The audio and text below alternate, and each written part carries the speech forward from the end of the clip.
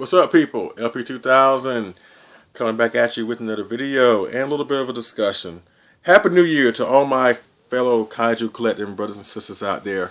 I hope y'all bring in a new year in a very, very big way, and I hope you have a very prosperous 2015. This is a little video I'm going to do for Eric Henry and Tyler Boots Carlson, a couple of friends of mine on the X Plus Collectors Facebook group. I know Eric Henry is an avid Gamera fan, and Tyler Boots Carlson is on the fence about getting the Gamera on a collecting aspect. So I wanted to just showcase my Gamera figures that I have in my collection and try to sway his decision, as well as Michael Cavallaro. I know he's on the fence about trying to gain some Gamera merchandise, so I just wanted to showcase what I have in my collection. I don't have everything from Gamera as far as X Plus is concerned, because these figures are from X Plus. But I do have a little bit, and I just wanted to show you what I have and let you know whether or not Gamera is worth going into for us collecting. To answer that question, I would say yes, but I will get into that in a few seconds. So let's go through the rundown of what I have. Gamera 1995, 30 centimeter. Gauss 25 centimeter, 1967. Gamera 1999, 30 centimeter. Gamera 30 centimeter, 1967. Gamera 1996, 25 centimeter. And Gamera 1996, 30 centimeter. And yes, I truly believe these figures and Gamera is worth getting into. But I highly suggest, if you want to get into Gamera or anything new that you don't know anything about, watch the movies first. Of course, we all know that Gamera is a response to the Godzilla craze that came out in the 60s, when movie studios were trying their hand at the kaiju landscape and were just experimenting with new monsters, like Gorgo, Gulala, and Gappa. But in 1965, Daiei Studios decided to try their hand on it with the giant fire-breathing flying super turtle, and thus Gamera was born. Like I said, 1965, the same year that Godzilla and Rodan traveled to Planet X to battle King Ghidorah, or Monster Zero. Back on Earth, Gamera was born, and ever since then, Gamera has had his share of some fun movies since his debut. Since 1965, Gamera has starred in 12 films.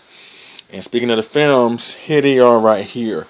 I have 99% of the films. I don't have his latest one, Gamera the Brave, but I do have the rest of his movies all in Blu-ray format. And these Blu-rays in particular right here are of the Showa series. They came in 2 packs. The first pack is for the first 4 movies of the Showa period, and the other pack is for the remaining 4.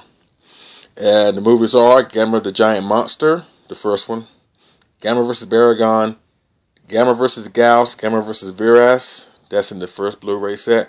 The second Blu-ray set has Gamera vs. Giron, Gamera vs. Jiger, Gamera vs. Zigra, and Gamera Super Monster.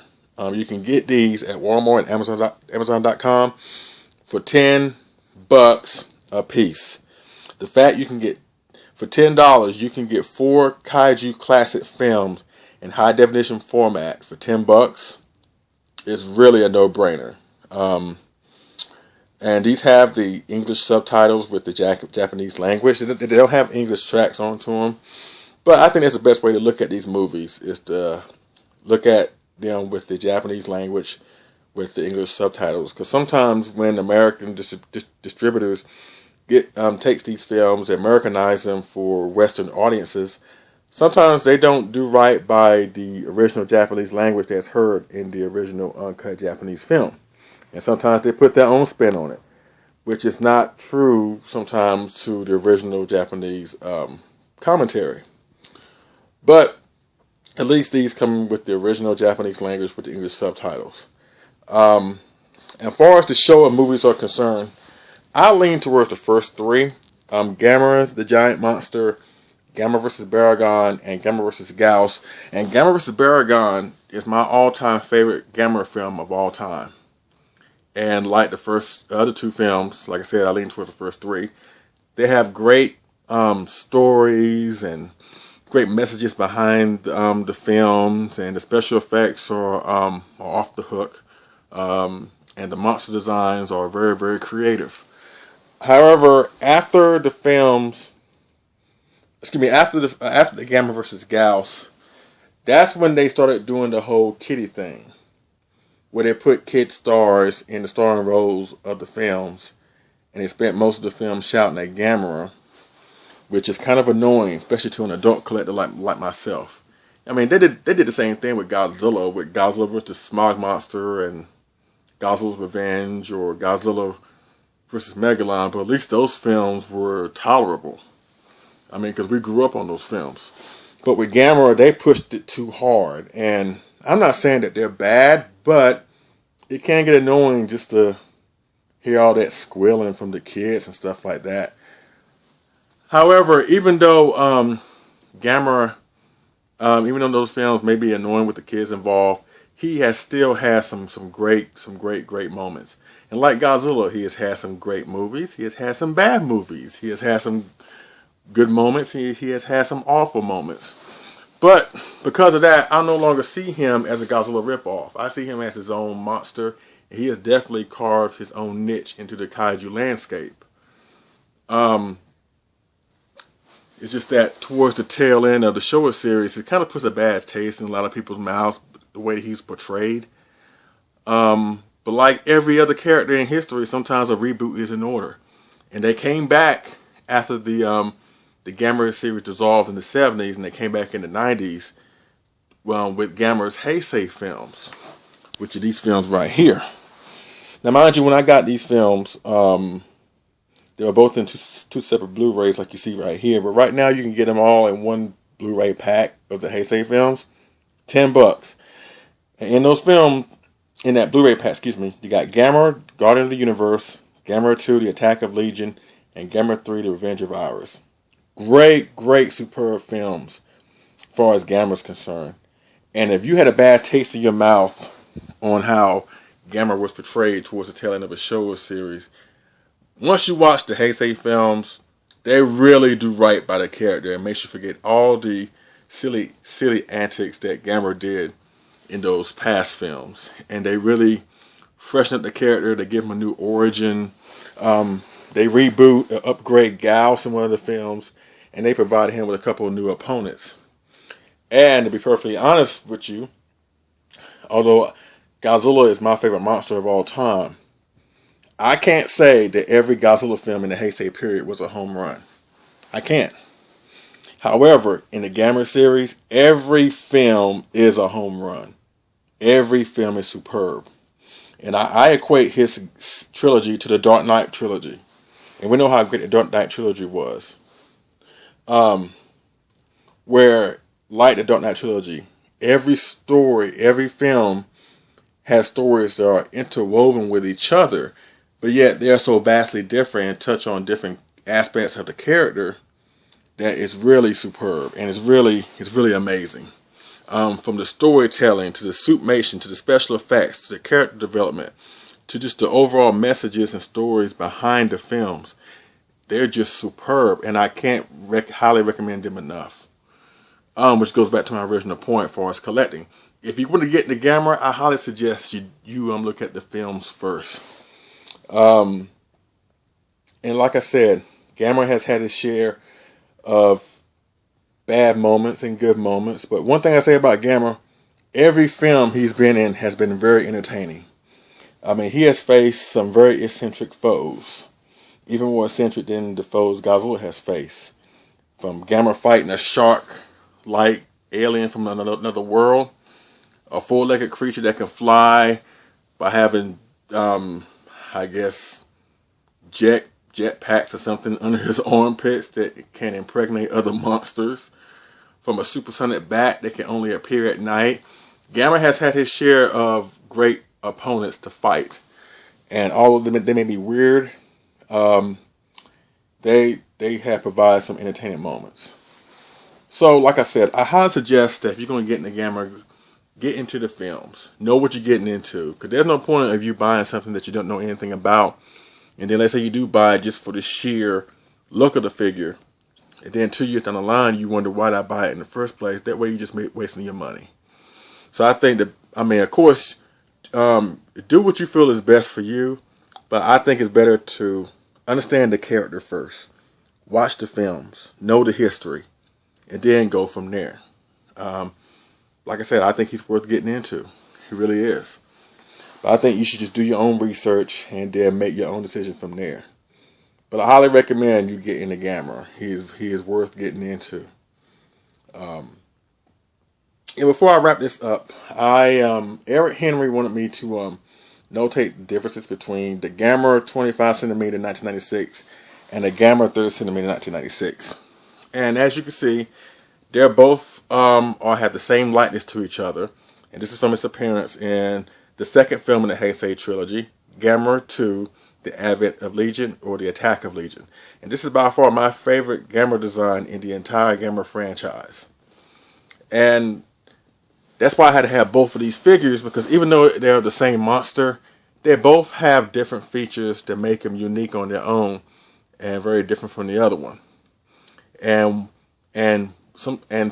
one figure may outshine another figure with one thing and vice versa. But I can't pick one over the other one because I love them both the same, because they are so different. But yet they're both alike in so many ways too that I can't just pick one over the other one. But I will say that I do like the face of the 30 centimeter more than the 25. I like the pose of the 25 centimeter more than the 30, because the 30 has been known because of him being so bulky in the back because of his shell, and where he's even more hunched over. He has been known to take nosedives off my shelves, which leads to scuffed toes and fingernails and claws and stuff like that, which ain't a good look. So I like the pose on the 25 centimeter better. I like the sheer bulk and mass of the 30, because I'm into the bigger figures. I like that. But I like the overall paint scheme of the 25, which is kind of the norm, because sometimes the 25 centimeters figures are painted better than their 30 centimeter counterpart. At least the ones that I've seen. Like I said, this is just my opinion, but they both stand like toe to toe. They both stand at the same height. More so because the 30 centimeter is more hunched over, like I said. But the 30 centimeter is bigger overall in mass and in size. And they're just wonderful pieces. That's why I had to have them both. And there's nothing wrong with that. Just like with the Rodan 25 centimeter 1964, I got both 25 and 30 because, once again, they're the same monster, but they're vastly different from each other, that I had to have both. So, but like I said, I think they're really worth getting into. Now, as far as availability to get these figures, I know the 30 centimeter 1996, the 99, and 95 are kind of hard to come by because they've been out for a while. So if you do hunt them down, you're going to have to spend some money to get them. The 25 centimeter Gauss I see online every now and then. You can get them for maybe $150 to $200. I suggest don't pay no more than that. Like I mentioned in one of my other videos, they did tease that a 30 centimeter Gauss is coming, maybe. When they announced that the Gamera 1967 was coming, they did tease that a 30 centimeter Gauss may be coming. So maybe we'll see that sometime in the near future. At least I hope so. The Gauss is my favorite villain in the entire Gamera franchise, and I hope we get a 30 centimeter figure of him. But the 25 centimeter 1996 Gamera and the 30 centimeter Gamera 1967 just came out last year, 2014. So you're more able or likely to find them versus the other ones. I know for a fact that the 30 centimeter is on eBay right now for $240. Considering he came out, his original price was like $200, something like that. It's still a good price, even after being a couple months after he came out. And 1996 Gamera I saw online for like $140, which is not really that bad. But like I said, if it's worth it to you, You do what you have to do to get these figures. Now, mind you, they're not worth you losing your car over. However, like I said, and the purpose of the video is to show that Gamera is definitely worth getting into. And I can't highly recommend these figures enough. So Tyler Boots Carlson, Michael Cavallaro, Eric Henry, I hope I made you proud. I'm sorry I didn't get these out to you sooner. I've had problems uploading my videos and stuff. And I had to redo this so I can upload it for you. And I'm sorry for getting out to you in a delayed fashion. But I didn't forget about you. And I hope that y'all can forgive me on that. But, to answer the question again, is Gamera worth getting into?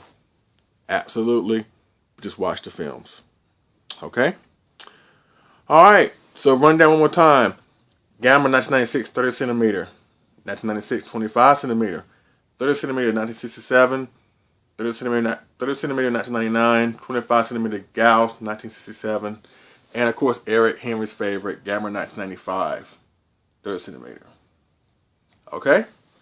I hope y'all enjoyed the video. I hope y'all have a happy new year and a prosperous 2015. And I will see y'all again in the next figure or movie review. Until then, y'all have a great day. Alright?